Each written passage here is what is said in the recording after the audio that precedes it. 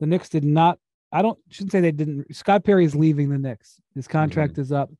He was a holdover from the previous regime. He was a general manager when Leon Rose was hired, when he was there under Steve Mills.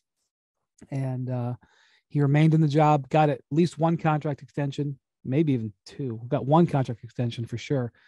Bit of a odd situation where he is sort of the number two, I think. Would you call him number two, Bontemps?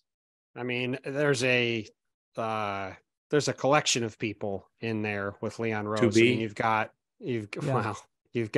Worldwide West, William Wesley, you've got Gerson Rosas, you've got Gerson Rosas is like a consultant, but he's around all the time. He was doing a lot of yapping on the phone to other teams. Yeah, you've got Scott Perry. Scott Perry's obviously a long-time exec who's been around a long time. He's there. You've got guys like Jamie Matthews now in Houston who've been there forever. Then you've obviously got Tom Thibodeau on the bench. He's certainly not a wallflower either. I mean, there's a lot of voices. No one has ever described Tom Thibodeau as a wallflower.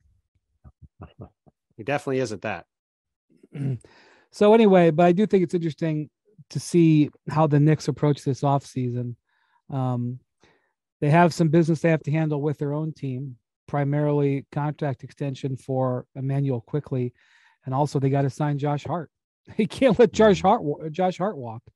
They got to get that done. And then, they're obviously a candidate for any star player who comes available. They're obviously a candidate to trade for them. They have the expiring contract of Evan Fournier, and they can use that in any type of deal to help get the money right.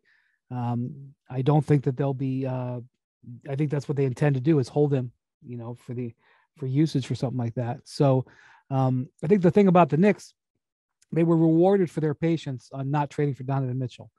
They did not give the premium price, and they took a lot of heat for it, and they started taking heat for it in some corners. Ended up on the right side of it because Jalen Brunson was great. Josh Hart was great. Randall had a bounce back season. All those guys have huge value. They still have all their picks. They can still do things with it. I think they felt good about exercising patience, and I think they're hoping to keep the patience there. And what I mean by that is if a guy comes across the boards who they can trade for, they're looking for a guy that can get them from fifth place to first. Not necessarily from fifth place to fourth, fifth place to third. They're not hoping for patience. They're hoping for the process. I don't know if that's coming, but listen, I mean, they've looked at that situation in Philly, and there's been a hope in New York that stuff in Philly will go haywire to the point where Embiid would ask out. I don't know the percentage odds on that. I would say they are slim, but that's been the hope. Now, is there going to be another star who becomes available who's worth pushing all those picks, in the middle of the table? I don't know. I don't know who else it would be.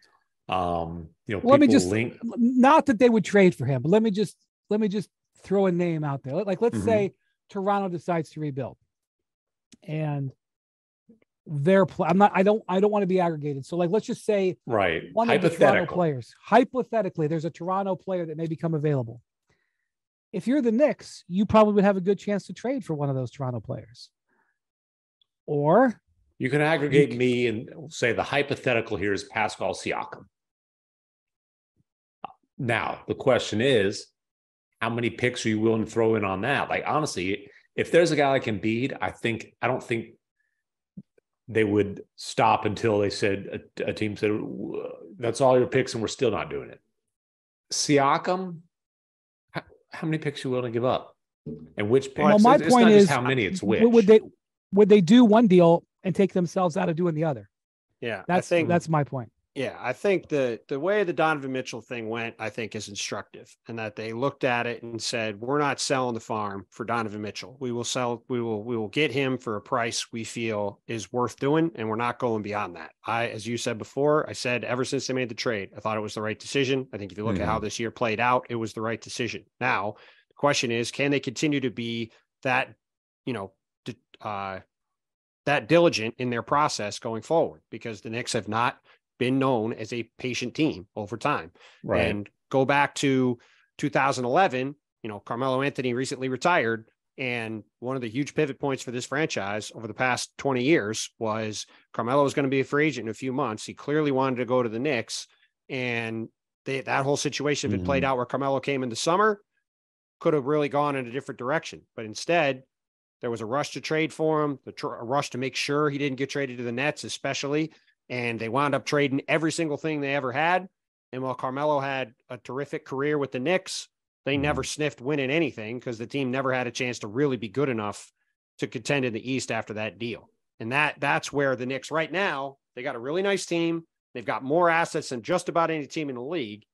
Can they stay to their process and wait for, like you said, whoever the real difference making player is, somebody to come along? Because we can sit here right now and say we're not sure who might be available or what guy will be upset.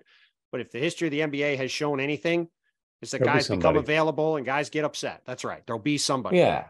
If they wait for somebody, they'll be in good shape. Oklahoma City has more assets. Utah has more assets.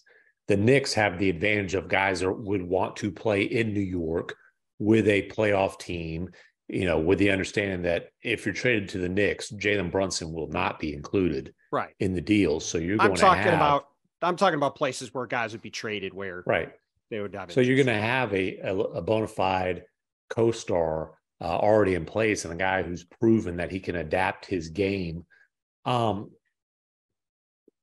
I will say one thing with the Donovan Mitchell thing last year was it wasn't just about the talent. They'd already made a really, really good bet on Brunson. And I think there was concern within the Knicks of, hey, even though we love both of these guys individually, putting these two small guards together, does that put a below championship ceiling on the team? And that's maybe why they weren't willing to push more picks into that.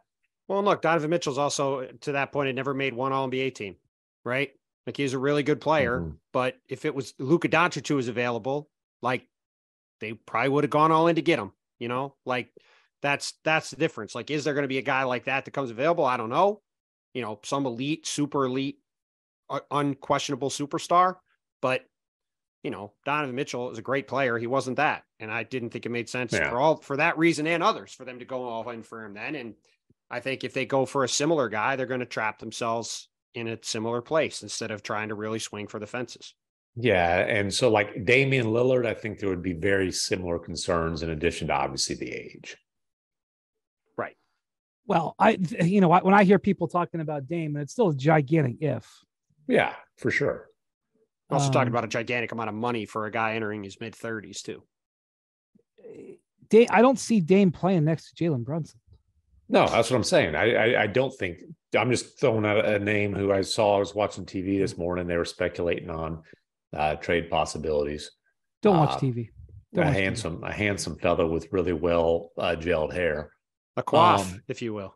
I actually didn't have enough today. I know how to spell that, but I wasn't quite sure. I probably would have gone like coif, and I don't know. I try not to use words I can't pronounce. I'm just limited vocabulary.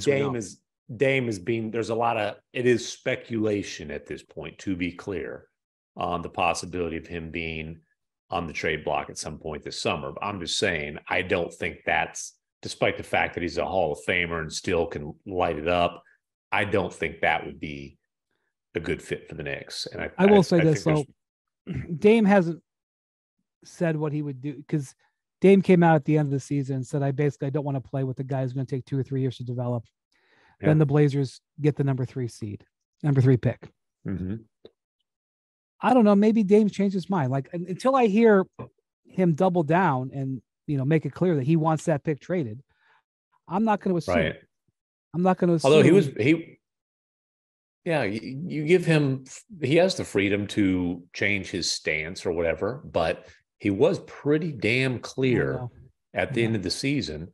And like, I know Jason Quick, when he wrote something about the Blazers situation after the lottery, a guy who's covered the Blazers for years, he did reach out to Dame, who, he opted not to comment, didn't text him back, which, that's well within his rights. But if he wanted to make it clear that, hey, number 3 pick, listen, I think we can work with this. there's plenty of avenues for him to get that stance out there, and he has chosen not to so far. Thanks for watching ESPN on YouTube. For live streaming sports and premium content, subscribe to ESPN Plus right now.